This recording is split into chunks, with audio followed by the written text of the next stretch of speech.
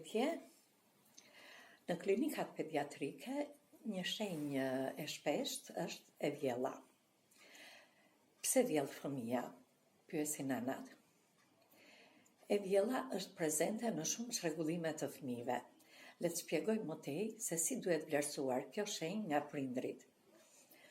Ata e ndeshin te çrregullimet e aparatit tretës që janë funksionale, e deri tek sëmundjet e rralla të metabolizmit, si malabsorbimi, keqthitja e ushqimit në zor, nga deficitet enzimatike, nga anomalitë e lindura, si fibroza cistike e tjerë, të cilat bëhen evidente që në vitin e parë të lindjes.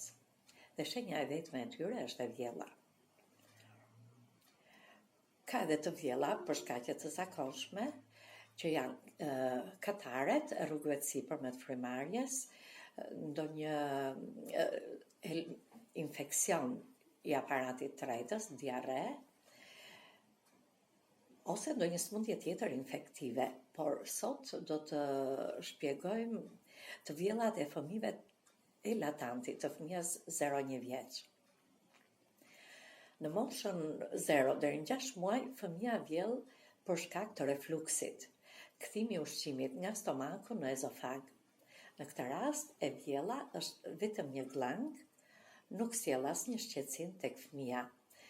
Kjo ndodh për shkak se valvula, po themi në gjuhë që ta kuptoj dhe prindi, valvula në të hyrë të stomakut nuk mbyllet mirë tek fëmijët. Domethënë, kjo futet te çrregullimet funksionale, që me rritjen e moshës ky muskull merr funksionin normal dhe kalon vetvetiu pa u shqetësuar prindi për këtë problem. Në fazën e lehtë të refluksit kemi disa këshilla për prindrit. Ushqejeni fëmijën në pozicion gjysmëndenjur. Ngreja pak jashtëkun kur e vendos të fler, ushqeje me ritme të rregullta, mundësisht me orar. Nëse e vjella është me presion, nëse nuk shton në peshë, duhet konsultuar me me mjekun e patronazhit dhe të kërkohet disa analiza eko të barkut për të përjashtuar një stenoz, një ngushtim të pilorit, e cila trajtohet pastaj nga specialisti për katës. Stenoza e pilorit është një anomali që fillon pas muajit të parë, prek fëmijët, meshkujt, në raportin 4:1, por mund të ndikojë dhe predispozicioni familjar. Trajtimi i saj është me disa shirupe, mund të jetë dhe kirurgjikal, në raste shumë të veçanta, por në përgjithësi ato ecin mirë me mjekime me shirupe. Arsye tjetër, pse vjell fëmia. Nëse i ke filluar një ushqim të ri, mund ta vjelli nga intoleranca, mos përshtatja me atë ushqim. Prandaj çdo ushqim i ri që i fillohet fëmijës, i jepet lug duke ia shtuar ditë pas dite. Dhe e dyta, nuk i jepen 2 ushqime të reja njëkohësisht. Në fund të vitit të parë, fëmia i mëson të gjitha ushqimet e reja, domethënë duhet kaloj një cikël 1 vit për të mësuar shijet, për të përshtatur dhe kjo vlen për të kaluar pastaj në vakte të plota. Edhe nëna ushqyese ka rolin e vet në mënyrën se si ushqehet. Nëse nëna që jep gjy fëmijës e tepron me ushqime acide, me hudhra, turshi, erza ose shumë yndyrna që gjendet tek sallamrat, indirekt kjo ndikon tek qumshi i gjirit duke ndryshuar shijen dhe kështu fëmia mund ta vjelli. Por në këtë rast nuk ka temperaturë, nuk ka diarre, është thjesht një e vjell dhe pastaj fëmia qetësohet. Vlen të theksohet se dhënia e të bardhës së vezës nuk nuk është e këshillueshme në vitin e parë të jetës. E bardha e vezës, përveç se shton mundësitë për alergji, për intoleranca. Në të gjitha rastet, mënyra për ta trajtuar këtë problem është duke larguar shkaktari.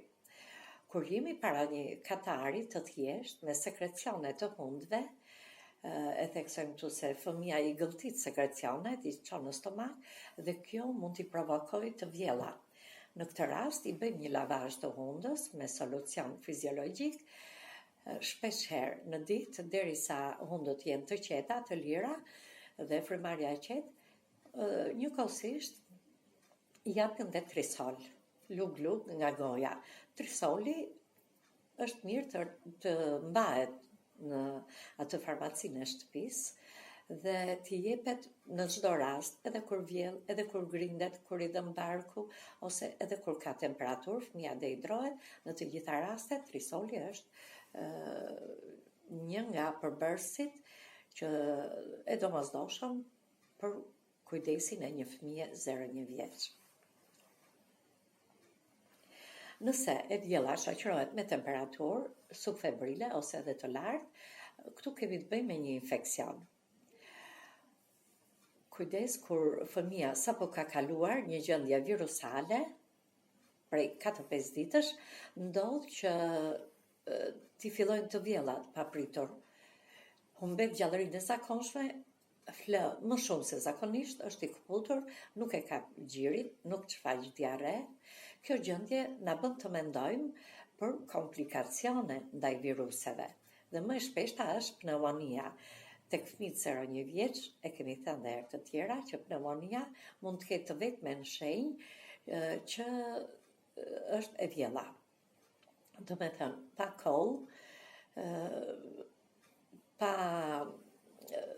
shenja të tjera shoqëruese, por vetëm me të vjella duhet dërguar tek mjeku i patronazhit për të përjashtuar një bronkopneumoni ose një pneumoni. Në rastet më të rralla, në infeksionet e cipave të trurit, edhe këto nuk kanë shumë temperaturë të lartë, janë komplikacione të viruseve dhe fëmia ka vetëm të vjella, 7-8 herë në ditë, e cila të bën të shkosh me urgjencë në spital. Edhe lëmimet ushqimore, fëmijët kanë zakon që futin çdo gjë në gojë dhe ndonjëherë dhe tableta të prindërve, edhe kjo mund të ketë një shenjë të vetme që është e vjella. Në rastet e diarres, kur ajo shoqërohet me mukuc, me gjak ose në ngjyrë jeshile, ka edhe spazma të zorëve, atëherë themi se ky është një infeksion në zorë.